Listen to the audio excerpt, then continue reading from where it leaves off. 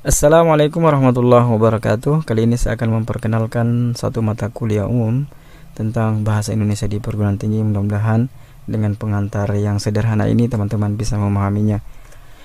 Sebelum kita mengenali bahasa lebih jauh, maka saya akan perkenalkan sifat-sifat dari bahasa, karena dengan mengenal sifat-sifat bahasa ini mudah kita menentukan sebetulnya bahasa itu apa. Yang pertama, bahasa memiliki sifat yang namanya sistematik. Mengapa sistematik? Karena dia adalah sebuah sistem yang saling melengkapi, ya. Dia bukan sistem yang tunggal, tetapi sistem yang utuh, yang memiliki subsistem yang saling ketergantungan, gitu ya. Dia memiliki pola, dia memiliki aturan main sendiri, ya. Jadi itulah sistematik. Yang berikutnya, bahasa adalah sebuah lambang. Mengapa dikatakan sebuah lambang? Ya, kita melihat contoh, ya. Misalkan ada lambang piramida menandakan tentang kekuasaan. Ada merah, warna merah, ya, melambangkan keberanian, gitu ya. Ada hitam melambangkan ada kedukaan katakan, atau kematian. Ada warna putih melambangkan kesucian, gitu ya. Ini sama halnya dengan bahasa. Jadi bahasa juga melambangkan dari pemaknaan itu, gitu. Ada kata rumah katakan, ya. Rumah, orang sudah berpikiran ini lambang dari tempat yang didiami oleh manusia, yang memiliki atap, yang memiliki dinding. Ya, itu katakan, ya. Jadi bahasa adalah lambang. Sifat yang lain, ya, bahasa adalah sistem bunyi. Jadi tanpa bunyi tentu tidak ada bahasa. Tetapi bunyi di sini bukan bunyi yang sembarangan, ya. Yang bunyi, contoh ada bunyi tet tet tet tet tet tet tet tet. Ini susah kita maknai.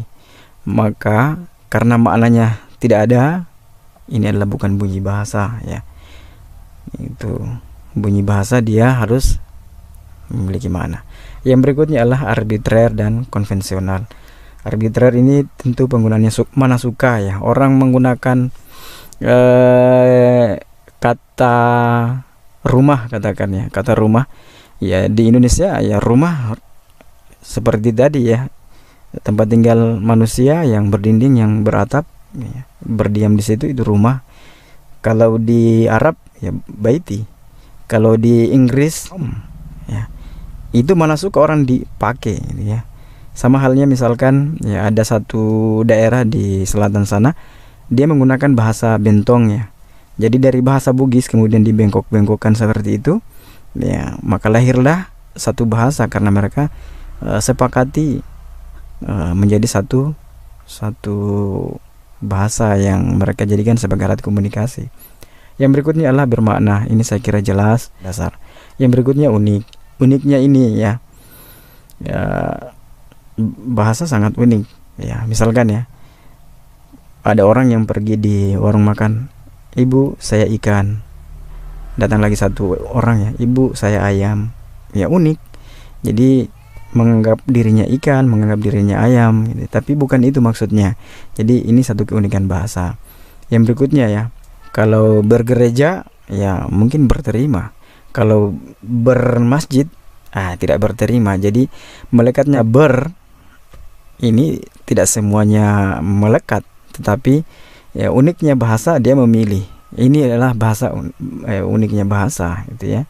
Yang berikutnya adalah manusiawi dan dinamis, ya. Jadi sifat bahasa adalah manusiawi dan dinamis. Ya, mengapa dia dinamis? Karena mengikuti perkembangan manusia pada budayanya. Manusia berkembang dengan budaya, manusia berkembang dengan ekonominya, manusia berkembang dengan teknologi. Jadi teknologi manusia berkembang, maka bahasa berkembang, gitu, ya. Misalkan dulu tidak ada bahasa komputer, tidak ada bahasa luring, tidak bahasa daring. Karena perkembangan teknologi, daring, luring, ya, lumrah kita dengar. Karena apa? Bahasa juga berkembang. Yang berikutnya adalah universal. Saya kira jelas, ya, di bahasa-bahasa dunia, ya, yang berperan sebagai syarat universalnya adalah ada vokal, ada konsonan. Ini yang menjadi ciri dari keuniversalan bahasa itu sendiri. Selanjutnya, sudah bisa kita mengetahui ya lebih awal sebetulnya bahasa itu apa, maka dari sifat-sifat tadi kita bisa menarik sebuah simpulan bahwa yang dimaksud dengan bahasa adalah suatu sistem lambang bunyi yang arbitrer yang dipakai untuk berkomunikasi suatu kelompok masyarakat. Atau bisa kita sederhanakan, bahasa merupakan sebuah ujaran yang memiliki makna. Jadi kita bisa menarik benang merah seperti ini ya. Selanjutnya, karena pokok bahasan kita adalah bahasa Indonesia, lantas kita bertanya bahasa Indonesia itu sebetulnya apa? Bahasa Indonesia itu adalah bahasa yang merupakan varietas Melayu yang digunakan oleh bangsa Indonesia sebagai bahasa resmi dan bahasa persatuan. Jadi varietas Melayu ini nanti kita lihat ya. Tapi sebelum itu kita masuk dulu di sejarah dan perkembangan bahasa Indonesia ya. Di sini saya akan perlihatkan ada peristiwa-peristiwa penting yang berhubungan dengan perkembangan bahasa, dan yang berikutnya ada fungsi dan kedudukan ya. Bisa kita lihat sebentar. Kita lihat perkembangan bahasa ya. Ini bahasa Austronesia, bahasa Nusantara dan sekitarnya. Kita lihat perkembangannya ya. Ada bahasa Melayu Proto, ada bahasa Melayu Induk ya, melahirkan bahasa Melayu Barat, bahasa Melayu Tengah, ada bahasa Melayu Timur. Dari bahasa Melayu Barat ini menurunkan bahasa Melayu Riau, bahasa Melayu. Dari bahasa Melayu turun ke bahasa Indonesia yang kita gunakan saat ini. Dan yang berikutnya masuk di wilayah tengah ya, ada bahasa Melayu Johor, ada bahasa Malaysia ini ada bahasa Melayu Brunei, ada bahasa Melayu Singapura. Dari sisi timur ya, bahasa Melayu Timur, ada bahasa Melayu Kelantan, ini Malaysia Barat, ada Patani. Patani ini wilayah Thailand ya. Ini wilayah Thailand ya. Oke, kita masuk selanjutnya, ini perkembangan bahasa Indonesia bisa dilihat. Dari 1901 ada ejaan Van Ophuijsen. Kemudian dari 1901 ini turun ke 1928 ya, ada Kongres Pemuda Indonesia ya. Dari 25 sampai 27 Juni 1938 di Solo terjadi Kongres Bahasa Indonesia yang pertama. Kemudian 17 Agustus 1945 di sana ada penetapan bahasa Indonesia sebagai bahasa negara. 19 Maret 1947 ejaan Republik. 28 Oktober sampai 2 November di Medan ya, Kongres Bahasa Indonesia kedua. Sampai dengan ya, teman-teman bisa lihat sendiri ya, 31 Oktober 2018 di Jakarta ya terjadi Kongres ke-11 itu ya. Jadi ini semua rentetan perkembangan bahasa di Indonesia. Coba kita lihat ya peran, fungsi dan kedudukannya. Kita melihat peran bahasa Indonesia sebagai alat ekspresi diri. Jadi teman-teman, orang yang menguasai bahasa tentu ekspresinya itu akan bagus gitu. Sebagai alat komunikasi, ketika dia berkomunikasi dan memiliki pemahaman bahasa yang baik, komunikasinya itu akan hangat. Sebagai alat kontrol diri ya. Sebagai alat integrasi dan adaptasi. Jadi salah satu faktor orang sulit beradaptasi di lingkungan atau di tempat dia berada karena apa? Miskinnya bahasa. Itu menjadi catatan ya. Sebagai alat pemersatu, ini sangat penting. Sebagai pengembangan ilmu dan teknologi. Jadi fungsi utama dari bahasa adalah bagaimana memiliki andil dalam pembangunan bangsa. Itu menjadi fungsi utama ya. Kedudukan bahasa Indonesia sebagai bahasa nasional ya, sebagai lambang kebanggaan nasional, sebagai identitas nasional, sebagai alat pemersatu masyarakat. Jadi saya kira kita bisa merasakan ya bagaimana puluhan suku bangsa gitu ya, bagaimana berbagai macam bahasa etnis di Indonesia ini. Kalau tidak ada pemersatu bahasa kita ya, kayaknya akan sulit kita berkomunikasi. Mohon maaf ya, misalkan ya bahasa Jawa dengan Sunda saja sudah susah ya, bahasa Muna dengan variannya yang Pancana katakan ya, itu sulit ya, sulit berkomunikasi. Meskipun kita melihat ya ada kedekatan, ada kekeluargaan di situ, tapi ya Pancana dengan Muna ya, bahasa daerah ya, agak sulit tuh berkomunikasi. Karena apa? Tadi berbeda itu. Yang berikutnya, teman-teman, kita masuk pada ragam bahasa ya. Di ragam bahasa ini saya mengetengahkan 3 sudut pandang. Ragam bahasa cara berkomunikasi melahirkan 2 ragam, yaitu ragam lisan dan ragam tulis. Itu cara berkomunikasi. Cara penuturan melahirkan ragam dialek, terpelajar, resmi atau tidak resmi, dan tidak resmi ya. Jadi dari cara bertuturnya orang, kita bisa mengkategorikan, oh ini orang ini orang ini. Karena apa? Ada ragam dialek tadi gitu ya. Ketika orang berbicara, misalkan mohon maaf, ada teman kita dari Muna itu punya dialek kelihatan, jadi kayak ragam tersendiri gitu ya. Bugis juga demikian gitu ya, Jawa demikian gitu ya. Oh ini orang Jawa, karena apa? Dia punya ragam tersendiri dari dialek yang ada. Karena apa? Tadi penuturannya kelihatan. Ada yang berikutnya resmi, tidak resmi ya. Jadi bahasa resmi, bahasa yang digunakan oleh akademisi misalkan ya, bahasa yang digunakan oleh mahasiswa ketika berpidato di sidang skripsi dan lain sebagainya ya, berpidato di acara-acara resmi, itu harus menggunakan ragam ini ya. Kalau tidak resmi, ini bisa digunakan di lingkungan keluarga ketika kita berkumpul bersama keluarga ya. Jangan menggunakan bahasa yang resmi, karena apa? Itu nanti akan kaku. Ketika kita menggunakan bahasa yang tidak resmi, insya Allah akan hangat kekeluargaannya. Dan yang berikutnya, sudut pandang yang ketiga adalah dari topik pembicaraan. Ini akan melahirkan, di sini ada ragam ilmiah ya, ada ragam sosial, ada ragam fungsional. Ini ragam fungsional ya, sebagai ragam, kita menganggapnya sebagai profesi ya. Ada yang berprofesi sebagai dokter, ada apalagi namanya konselor ya, dari bimbingan konseling misalkan. Ada ragam jurnalistik, ada ragam sastra, ada ragam politik ya, ada ragam hukum. Jadi ragam hukum ini ya tersendiri ya, makanya ada buku bahasa Indonesia hukum, karena dia memiliki ragam tersendiri. Kita masuk pada bahasan pokok bahasan bahasa Indonesia ragam ilmiah ya.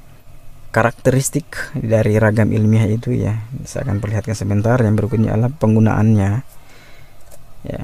Yang pertama ya, karakteristik bahasa ilmiah adalah cendekia. Yang kedua adalah lugas dan jelas ya. Yang ketiga, menghindari penggunaan kalimat fragmentaris. Jadi bahasa ilmiah itu adalah tidak berbingkai, artinya tidak bermakna ganda gitu. Bertolak dari gagasan tentu ini ya, formal dan objektif. Yang berikutnya adalah ringkas dan padat. Jadi karakteristik ilmiah itu adalah ringkas dan padat, tidak bertele-tele ya. Makanya kelihatan orang yang berbicara ringkas dan padat itu, oh ini karakteristik ilmiahnya kelihatan kan ya. Yang berikutnya adalah konsisten. Bahasa ilmiah dia adalah taat asas, dia punya aturan baku, aturan main, tidak sembarangan ya gitu. Contoh atau realisasi yang paling dekat dengan mahasiswa adalah ada skripsi, ada tesis, ada disertasi, ada jurnal ilmiah gitu. Ini teman-teman bisa melihat ini ya. Ini adalah penggunaan dari karakteristik ya, bahasa ilmiah itu harus di sini ya. Misalkan ya, redaksi skripsi itu sendiri. Kalau untuk bahasa lisannya, bagaimana kita berpidato di forum ilmiah, kita berpidato di sidang skripsi kita, di sidang tesis gitu. Maka gunakan karakteristik ini. Kita pindah pada pokok bahasan tentang membaca ya. Membaca SQ3R itu teknik membaca saya akan perkenalkan, dan yang berikutnya 2 teknik ya, membaca skimming dan scanning. Ini juga teknik tentang membaca. Teknik membaca SQ3R ini, langkah pertama adalah meninjau. Jadi kita meninjau dulu, menanyakan, dari meninjau kemudian menanyakan, kemudian membaca ya, menyatakan kembali secara lisan, kita mengulangi itu, membaca ulang. Jadi dengan teknik ini ya, mudah-mudahan kita bisa membaca dengan mendalam gitu. Ya itu. Dan berikutnya adalah teknik membaca cepat skimming. Teknik membaca skimming ini merupakan teknik menemukan isi umum dari bacaan dengan cepat. Teknik ini membutuhkan keahlian dalam memahami sudut pandang si penulis dalam memahami sesuatu gitu. Intinya, skimming adalah membaca sekilas dengan cepat untuk mendapatkan gambaran umum dari bacaan tersebut. Yang berikutnya adalah teknik membaca scanning ya. Nah, ini ada teknik yang lebih cepat lagi ya. Membaca cepat dengan teknik ini akan melewatkan banyak kata, jadi melompat-lompat demi berfokus pada penemuan informasi spesifik secara cepat dan akurat. Jadi ini saya menginformasikan membaca cepat seperti ini. Membaca pada awal paragrafnya, katakan ini paragraf ya. Membaca paragraf, lihat di tengah paragraf, kalau tidak ada yang penting langsung lari ke akhir paragraf. Karena ide dari bacaan itu ya berada pada awal, yes, keseringan begitu ya. Di tengah jarang dan biasanya berada di akhir gitu ya. Jadi ini bisa dilompati. Jadi teman-teman membaca di awal, membaca di tengah, dan membaca di akhir. Maka ini dibilang membaca cepat scanning ya. Yang berikutnya adalah keterampilan menulis. Ini juga saya akan perkenalkan ya. Bagaimana menulis surat ya. Bagaimana menulis makalah, skripsi, jurnal ilmiah, nanti kita lihat sebentar. Ini adalah bagian-bagian surat ya. Surat itu ada kepala surat, ini kepala surat. Ada pembuka ya, ini namanya pembuka. Dari pembuka surat ini ada tanggal surat, ada nomor surat, ada lampiran, ada hal, ada alamat tujuan, ada salam pembuka ya. Yang berikutnya adalah isi surat ya, paragraf pembuka, paragraf isi, paragraf penutup. Ada penutup surat, ada salam penutup, ada penanda tangan surat, ada tembusan. Jadi ini tembusannya ya, ini tembusan. Ini surat resmi ya, ini yang kita kenali sebagai surat resmi. Bagian-bagian skripsi ya, ini saya akan perkenalkan di bagian-bagian skripsi. Nanti kita lihat skripsinya sebentar. Bagian awal ya, ada halaman judul, ada persetujuan pembimbing, ada lembar pernyataan, ada moto dan persembahan, ada kata pengantar ya, ada abstrak, ada daftar isi, daftar tabel, diagram atau gambar jika ada. Ini bagian awal. Bagian pokok ada bab 1 ya, bab 1 pendahuluan. Memuat apa? Yang pertama adalah latar belakang masalah ya, rumusan masalah, batasan masalah jika ada, tujuan penelitian, manfaat penelitian atau kegunaan penelitian, kerangka pikir ini opsional ya. Kalau penelitian yang membutuhkan kerangka pikir ini bisa dicantumkan. Yang berikutnya poin B, bab 2 landasan teoretis atau kajian pustaka atau kajian teori. Di sana memuat paparan teori-teori yang digunakan dalam penelitian ya. Yang kedua adalah ada kerangka pikir. Ini opsional ya. Ada orang yang menempatkan kerangka pikir di bab 1, ada juga skripsi yang menempatkan di bab 2. Dan yang berikutnya adalah poin C, bab 3 metode penelitian. Ini berbicara tentang lokasi ya, data dan sumber data dan sebagainya. Dan yang berikutnya adalah ada poin D, bab 4 ya, hasil dan pembahasan penelitian. Jadi dibahas. Yang poin E, bab 5 penutup ya, memuat simpulan dan saran. Bagian akhir lampiran-lampiran dan sebagainya ya. Ini bisa kita lihat ya, contoh filenya yang saya ambil dari institusi Universitas Hasanuddin ya. Ini ada skripsi, judulnya adalah tinjauan yuridis terhadap tindak pidana membawa lari perempuan, studi kasus putusan pengadilan negeri Unaha nomor sekian. Jadi judul ya maksimal 15 kata ya, itu maksimal, biasanya begitu ya. Ada logo lembaga, kemudian atau logo universitas ya, nama fakultas, tahun. Ini persetujuan pembimbing ya, ada abstrak. Ini abstrak. Sebetulnya apa itu abstrak? Di skripsi, abstrak itu adalah gambaran atau miniatur mini dari skripsi. Jadi orang yang membaca abstrak, maka secara tidak langsung dia sudah membaca dari keseluruhan naskah itu. Makanya abstrak ini sangat singkat ya. Dia sebetulnya ya abstrak ya, ada yang langgamnya itu satu paragraf. Ini berparagraf-paragraf ini ya. Biasanya kalau abstrak itu satu paragraf saja, jadi ini harus dinaikkan ya. Jadi paragraf pertama diawali dengan huruf kapital, diakhiri dengan tanda titik. Jadi paragraf pertama itu adalah identitas nama ya. Kemudian 3, ini gambaran. Ini gambaran bab 1, gambaran bab 2, gambaran bab 3 ya. Ini gambaran bab 4, bab 5 ya. Ada kata pengantar. Jadi kata pengantar ini ya bisa saja ya dengan menggunakan bahasa yang ringan. Yang penting taat asas ya, taat aturan, penuhi kaidah-kaidah penulisan. Kakak disingkat jadi kak, tapi jangan lupa pakai apostrof.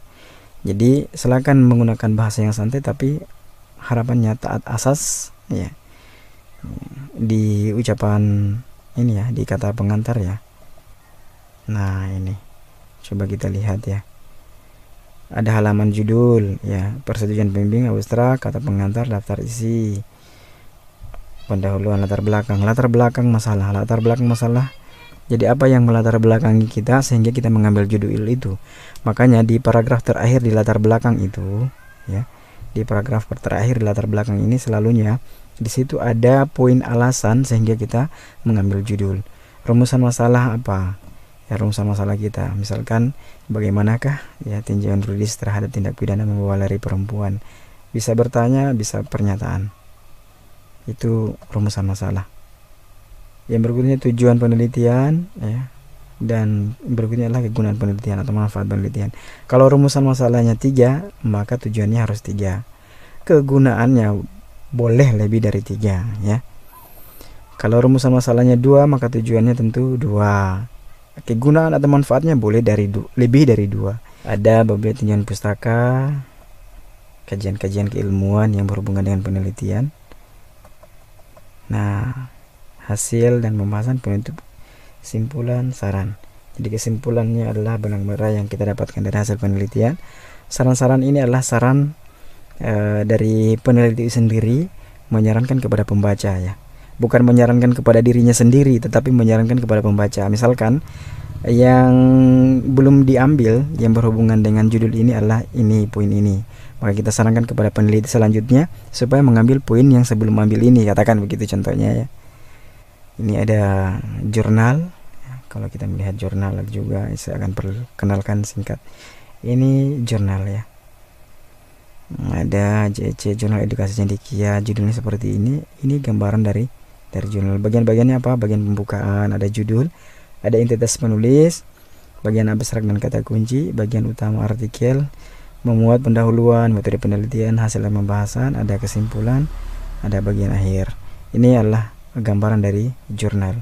Jadi mahasiswa sekarang dituntut dari skripsi yang ada tadi dibuatkan jurnal, maka gambarannya seperti ini, jurnal yang dimaksud. Oke, selanjutnya kita masuk pada bahasan keterampilan selanjutnya, yaitu keterampilan berbicara. Yang pertama adalah presentasi, ada seminar, ada berpidato ya pada situasi formal. Menyampaikan gagasan kita di sidang skripsi, di sidang formal ya. Maka tentu kita harus latihan ya. Latihan di depan cermin katakannya. Dan yang berikutnya latihan yang paling bagus adalah memperbanyak jam terbang. Jadi kita memperbanyak latihan di depan banyak orang ya, perbanyak jam tayang ya. Kita masuk pada satuan bahasa ya. Ada huruf, ada kata, ada kalimat, ada paragraf, ada wacana ya. Ini secara sederhana ya. Kita mengenal satuan bahasa itu ada huruf, ada kata, ada kalimat, ada paragraf, ada wacana ya. Kalau di tataran linguistik ya seperti yang saya jelaskan tadi, ada fonetik, ada fonemik ya, dibahas dalam fonologi, ada morfologi, ada sintaksis, ada analisis wacana ya. Coba kita melihat secara sederhananya saja ya. Tadi ada huruf itu D, ini huruf ya. Di dalam paragraf ini paragraf, ciri paragraf adalah ini menjorok ke dalam, kemudian diawali dengan huruf kapital dan diakhiri dengan tanda titik. Ini adalah ciri paragraf. Jadi ini adalah satu paragraf ya. Paragraf itu memuat apa? Paragraf itu memuat kalimat. Ini bingkai hitam, ini kalimat. Ciri kalimat itu apa? Dia harus diawali dengan huruf kapital, diakhiri dengan tanda titik. Tadi ciri paragraf, dia menjorok ke dalam, diawali dengan huruf kapital dan diakhiri dengan tanda titik. Yang berikutnya, dia memiliki satu tema yang utuh. Ya, itu adalah ciri paragraf. Ciri kalimat apa? Ciri kalimat adalah dia punya ide. Ya. Jadi punya pokok. Ya. Jadi ciri kalimat itu diawali dengan kapital, diakhiri dengan tanda titik. Ya. Ada huruf, ada kata. Dalam kata ada huruf D. Kata dengan, ini kata. Ya. Itu contoh yang saya perlihatkan. Yang berikutnya tanda baca. Jadi teman-teman, di tanda baca ini ya ada jenis-jenis tanda baca yang saya akan perkenalkan ya, dan penggunaannya. Ini jenis-jenisnya, ada tanda tanya, ada tanda seru, ada koma, ya, titik koma, ya, ada petik atas, ya, ada kurung kurawal, ya, dan lain sebagainya. Ya, penggunaannya nanti saya perlihatkan. Ini ya, Budi membaca buku, titik.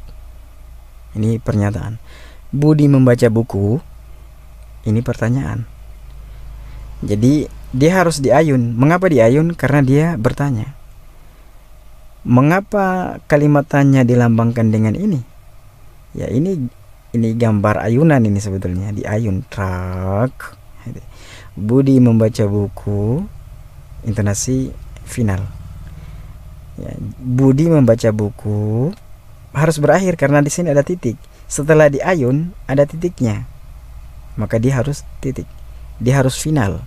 Sama dengan ini, titik yang ini menandakan intonasinya final. Ya. Lanjut ya. Budi baca buku ya, atau Budi baca buku, langsung cek buku, seru. Jadi setelah seru final. Jangan Budi baca buku tidak tahu ujungnya, tidak boleh. Karena setelah seru ini kita lihat ini ada titik, menandakan bahwa setelah dijatuhkan final. Budi baca buku ya, final. Ya, Budi baca buku langsung seru, langsung final akhirnya. Nah, dengan ketidaktaatan aturan-aturan ini maka akan menimbulkan masalah. Mungkin saat ini kita sebagai mahasiswa belum merasakan secara mendasar terkait kesalahan-kesalahan itu. Tetapi kita berada pada dunia kerja ya. Kita sudah pada dunia profesi kita masing-masing. Ya, misalkan berprofesi sebagai ada yang jurnalis, ada yang guru, ada yang polisi. Maka kita akan kesusahan ketika kita tidak memahami kaidah-kaidah kebahasaan itu gitu ya. Di sini saya contoh ya, ringan saja saya berikan contoh. Kucing makan tikus mati. Ya, jadi konstruksi kalimat ini benar. Akan tetapi masih multitafsir. Artinya apa? Kalimat ini ya tidak efektif. Ya, kalimat ini masih belum memenuhi sebagai kalimat yang baik gitu. Coba kita turunkan ya. Multitafsirnya di mana? Kucing makan tikus mati. Jadi kucingnya yang makan tikus mati. Jadi komanya harus disimpan di sini. Yang berikutnya, kucing makan tikus mati. Jadi kucing lagi makan dan di saat yang sama tikus juga mati. Yang berikutnya, kucing makan tikus mati. Jadi ketika kucing ini memakan tikus, maka kucingnya yang mati. Jadi konstruksi kalimat yang di atas ini masih multitafsir. Mari kita hadirkan penggunaan ya, tanda baca dan lain sebagainya. Kita memahami kaidah bahasa yang baik. Ada judul penelitian ya, multitafsir penggunaan bahasa Indonesia pada Undang-Undang Republik Indonesia Nomor 22 Tahun 2009 tentang lalu lintas dan angkutan jalan. Jadi saudara, peneliti menemukan banyak multitafsir ya di penggunaan bahasa Indonesia pada undang-undang kita, yaitu khususnya undang-undang tentang lalu lintas dan angkutan jalan ya. Dia menyimpulkan temuan hasil penelitian menunjukkan bahwa masih banyak ditemukan kesalahan penggunaan bahasa ya. Baik pemilihan kata yang taksa atau yang bermakna ganda ya, sehingga melalui tafsir, maupun kesalahan penulisan ejaan, yaitu kesalahan penulisan huruf kapital, penggunaan tanda baca titik dua, penulisan rupiah, penggunaan kata sambung dan, penggunaan tanda baca titik koma.